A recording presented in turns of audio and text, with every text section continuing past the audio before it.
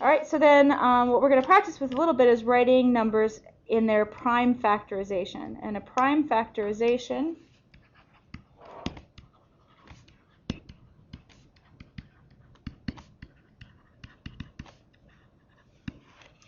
is when we write a number as its unique product of primes.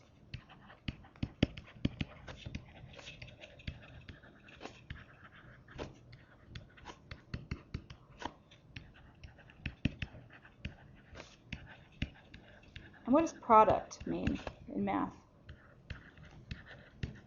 Multiply. So we're going to write a number as a bunch of multiplied primes. Okay? I'm going to show you two different methods for doing that. One is called short division and one is called factor tree.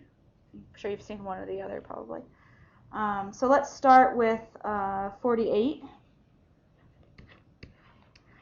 We'll start with the factor tree method. And so what we do is we come up with any two numbers that multiply to make 48, except for 1 and 48, because that just doesn't get us anywhere. It would take us an infinite amount of time to do it with that one. 12 and 4, okay? So is either 12 or 4 prime yet? No, so we keep going. So 12 we could write as 6 times 2, or 3 times 4, whatever you'd like. 4 we could write as 2 times 2, or any of those primes. The 2's are all prime, so let's just highlight those.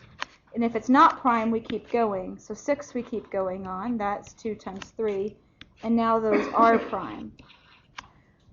So all of those highlighted numbers are the primes that go into the product. Okay, so we could write this two ways. We could write it as, write it all out, 2 times 2 times 2 times 2 times 3. Or we write it with a power. This is 2 to the 4th times 3. It's a more compact form. No other number has that prime factorization. If you change just one thing about this, if you change the power on the 2 or the power on the 3, you put another number in there, you get a different number. So this is unique. It's like a fingerprint for every composite number. Okay? I want to show you how to do this with short division now. So what you do for short division is you actually start at the bottom of the space instead of the top of the space, which is a little bit odd because we used to always start in division at the top.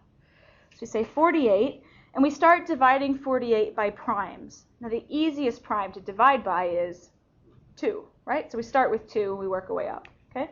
So divide 48 by 2, which would be what? 24? Okay.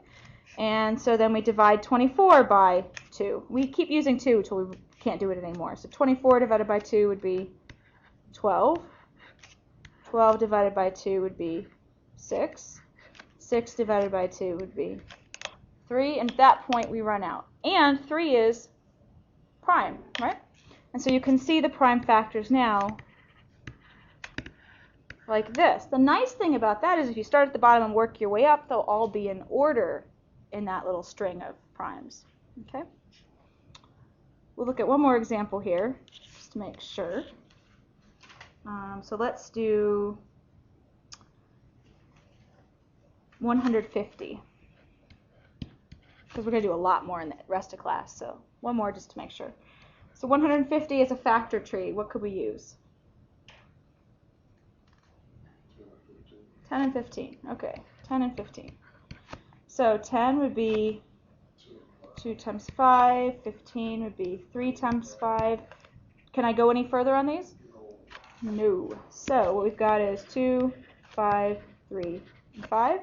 We usually write these in increasing order. So we'd say 2 times 3 times 5 times 5, or 2 times 3 times 5 squared. So again, that's its unique fingerprint. Okay? If we did the other method, we start at the bottom, so we say 150, and I start by dividing by the easiest prime, which would be 2. So divide by 2, and I get what? 75. 75, is that divisible by 2? But it is divisible by 3, and even if the numbers are big, you know how to tell if it's divisible by 3, right? Add up the digits. Okay, so 75 is divisible by 3. That's a fairly easy one because we get 25. And then what's the next prime up that divides into 25? 5. So we divide by 5. And we're left with 5. And you can see that we then get the proper order of those primes out of that, right? So this is actually kind of clever. It takes a little bit longer as the numbers get bigger. And so sometimes a factor tree is easier then. But they both work quite nicely. Okay?